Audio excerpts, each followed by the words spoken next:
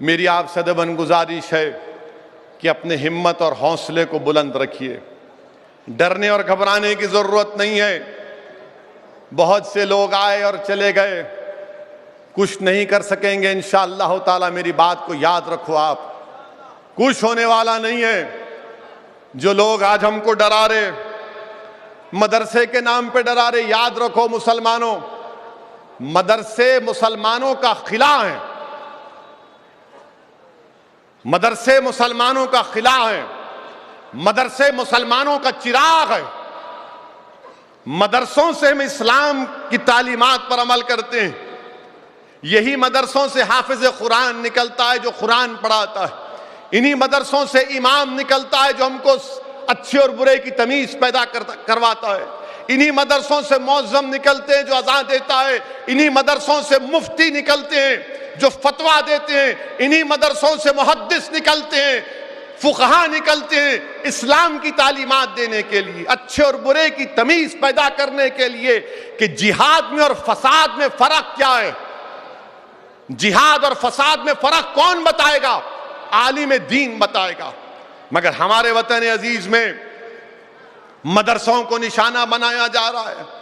میں نے پہلے بھی کہا اور آج بھی کہہ رہا ہوں کہ مدرسے کا جو سروے اتر پردیش میں ہو رہا ہے، میں اس کو کنڈیم کرتا ہوں۔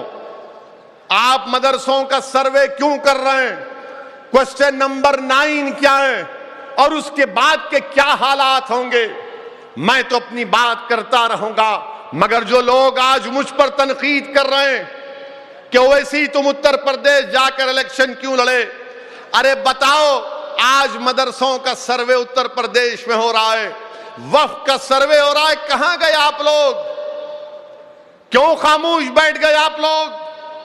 یہ کون سی تمہاری سیاست ہے کہ جب میں الیکشن لڑ رہا تھا تو تم رات کے اندھیروں میں چھپ چھپ کر جا کر مسلمانوں کی بستیوں میں کہتے تھے کہ اسد سے دور رہو اور اکھلیش کو قریب کرو، اسد سے دور رہو اور اکھلیش کو قریب کرو۔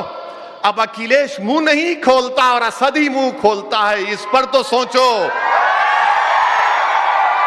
اس پر تو سوچو۔ یہ کون سی تمہاری سیاست ہے کہ اتر پردیش میں سماجوادی کی تائید اور سماجوادی بی جے پی کو نہیں ہرا پائی تو آپ بی جے پی کے دم چھلے بن گئے؟ یہ کون سی سیاست ہے آپ کی؟ بتاؤ۔ میری مخالفت کرو، مجھے پرواہ نہیں ہے، مگر تم جس کے لیے کام کرے اس کو تو بولو کہ منہ کھول، کچھ تو بول، زندگی کا احساس دکھاؤ، دلاؤ اس کو، مگر کچھ نہیں بولیں گے۔ ہم جب بولتے ہیں تو بولتے اب ہر مسئلے میں بولتے، برابر بولیں گے، انشاءاللہ بولتے رہیں گے جب تک اللہ زندگی باقی رکھے گا، سچائی کو بیان کرتے رہیں گے۔ آپ کو پسند نہیں ہے، کان میں روئی لگا کر بیٹھیے، کیونکہ سچائی کمزوروں کو پسند نہیں آتی، سچائی غلاموں کو پسند نہیں آتی۔ اور یاد رکھو مسلمانوں، ہمت اور حوصلے کو بلند رکھو۔ میں تم کو اس لیے کہہ رہا ہوں، میں بار بار کہہ رہا ہوں کہ امام حسین کو یاد رکھو، امام حسین کو یاد رکھو۔ صبح قیامت تک دنیا امام حسین کو یاد رکھے گی، اور صبح قیامت تک یزید پلید کہا جائے گا۔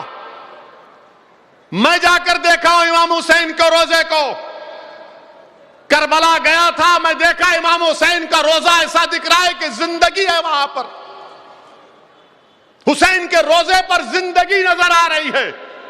وہ کربلا کے میدان کو دیکھا، آنکھ میں آنسو آ گئے کہ اسی جگہ پر نواز رسول نے اپنے اہل بیت نے اپنا سب کچھ قربان کیا، مگر جب وہ روزہ دیکھو گے تو بولیں گے یہاں تو زندگی کی مثال ہے۔